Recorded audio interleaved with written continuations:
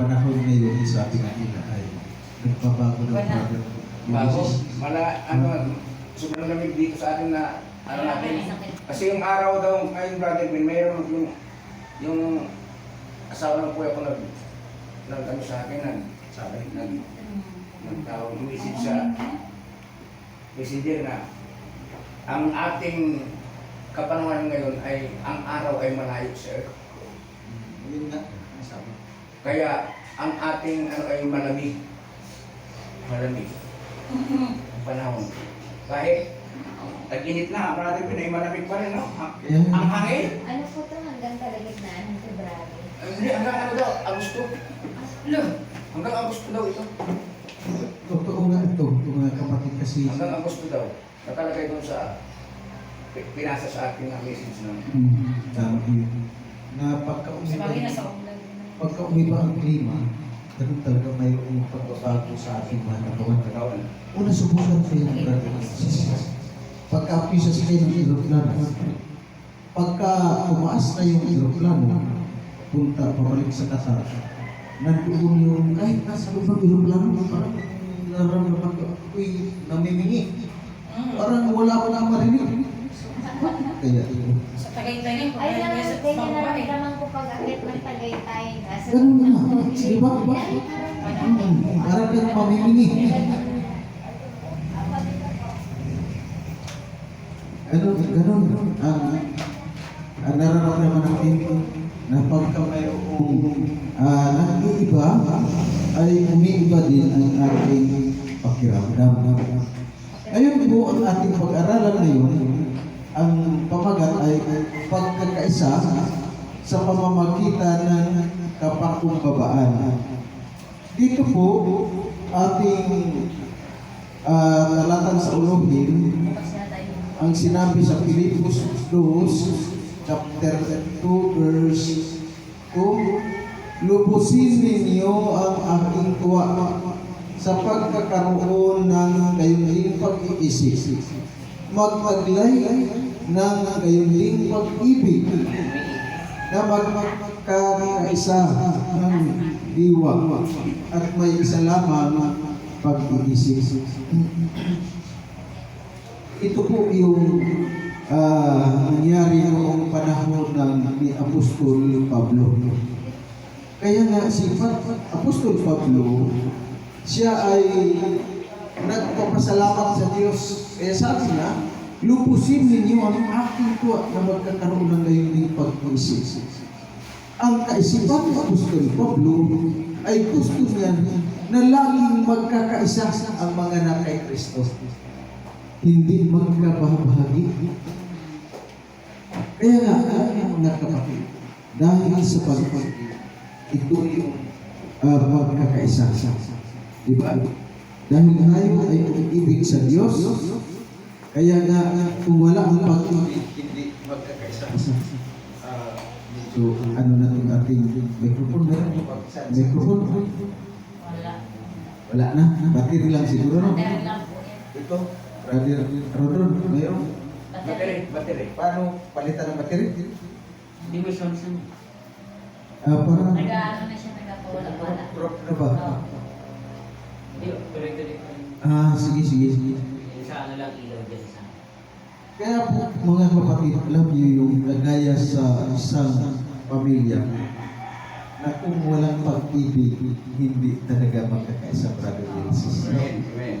Lalo na pagka ikaw ay nagsisikap na maligawan yung sinisita. Ipapahayag niya talaga yung buong lakas ng iyong loob. At dami na paano ngayon ipaunawa sa kanya na siya talaga ang mahal natin. Lalo na itong ating pananampalataya ngayon, mga kapatid. Na ito yung pananampalataya natin sa Diyos sa magitan ng pag-ibig ni Kristo.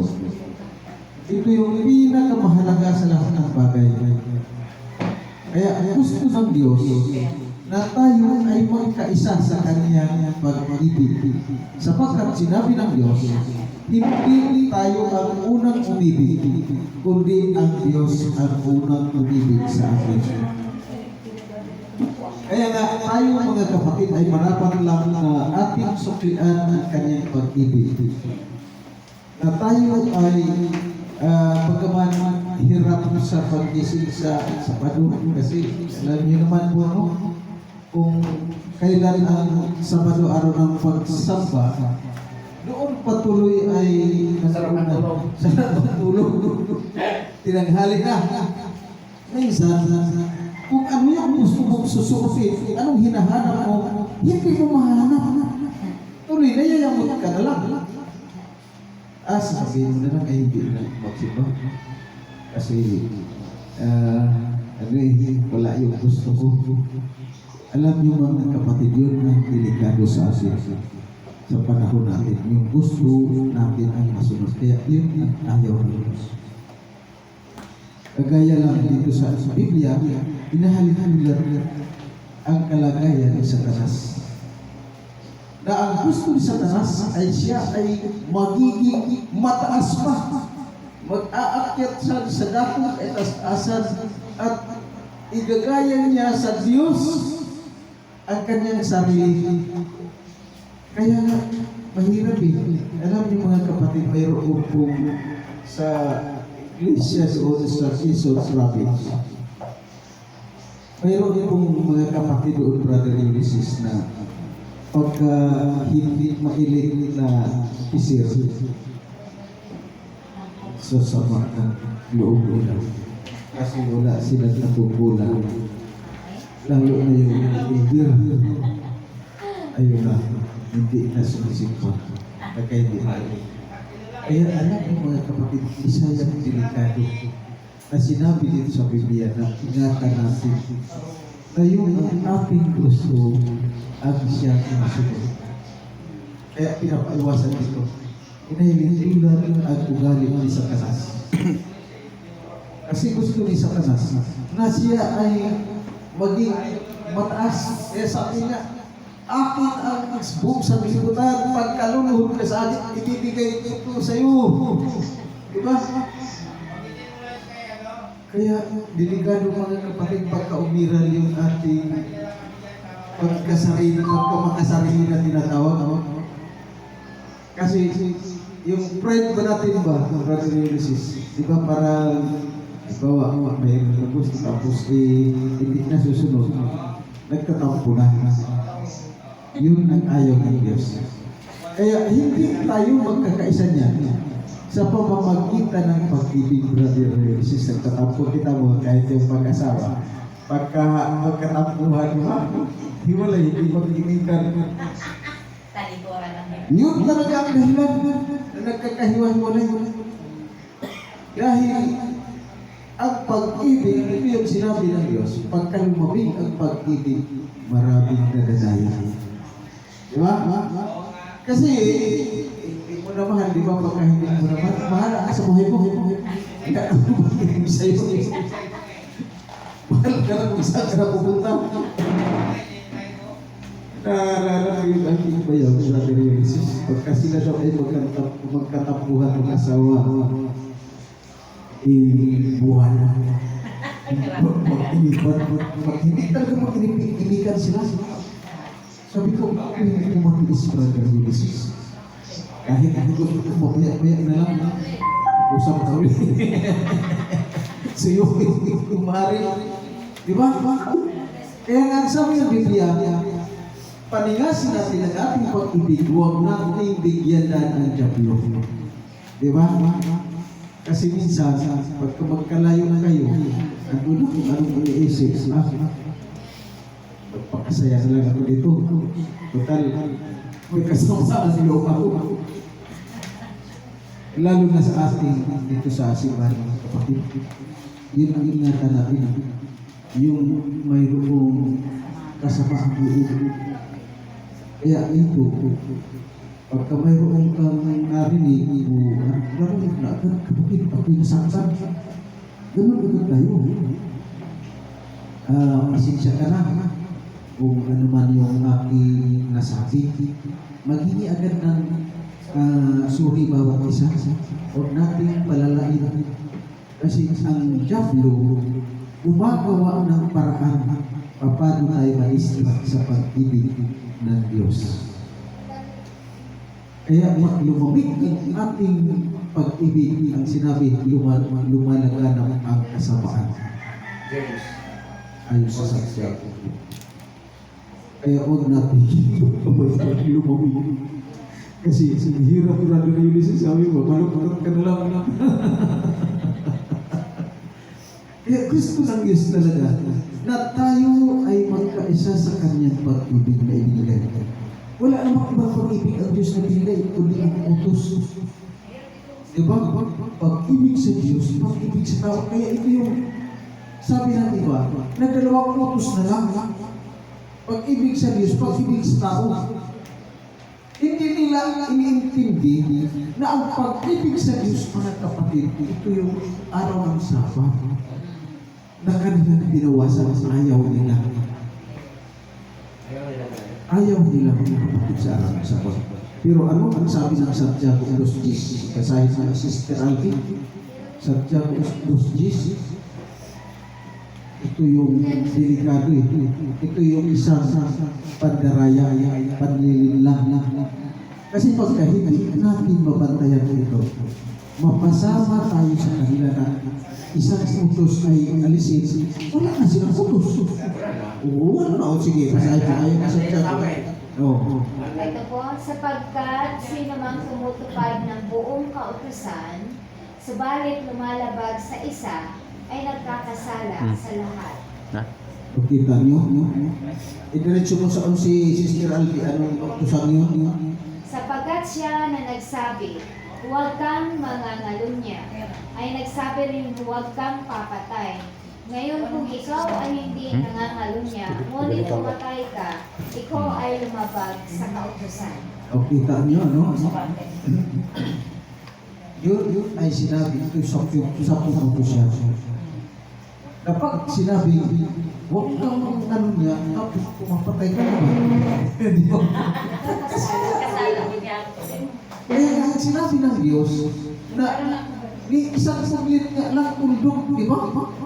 Ay walang mawala. Sinabi yan ni Kristo sa Matthew chapter 5 verse 17 hanggang 18. Basahin mo, Sister Alvin. Yan ang sabi ng ating Kristo eh. Huwag ninyong isipin kung marito ako upang sirain ang kautusan o ang mga propeta. Kung marito ako hindi upang sirain, kundi upang tuparin ang mga ito. Okay. Sapagkat katotohanan sinasabi ko sa inyo, hanggang sa mawala ang langit at lupa, ang isang tuldok o isang tudlit ay hindi mawawala sa kautusan, hanggang sa matupad ang lahat ng mga bagay. Ika, no. Di isang tuldok yan ang sinabi ng ating Kristo. Kaya, ang sinabi sa Santiago, kung ikaw lumabag sa isang utos, ilabag mo na ang lahat. Ibig sabihin ng kapatid, pagka ikaw ay hindi sumunod sa araw ng Sabat, kaya nakalagay yun. Remember the Sabbath to keep it holy. Bukod tangi na yan talaga na utos. Alalahanin mo ang Panginoon ng Diyos. Di ba?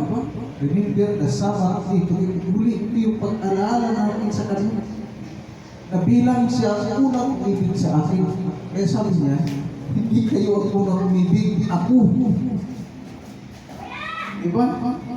Kaya, tugunin na natin sa pamamagitan ng itong pagsunod sa kanyang utos. Kaya nga, ito, inahilintulan ni Brother Ulysses dito sa ating leksyon. Doon sa Genesis chapter 1 hanggang 6. Doon naman ito sa pagtukso kay Adan at Eva ng Satanas. Kasi ang sabi namin ni Satanas, hindi ko ba hindi kayo mamamatay? Diba? Sabi namin, sinabi ng Panginoon, pagka kami kumain, ang sinabi ng Panginoon, lahat ng mga halaman, makakain kami.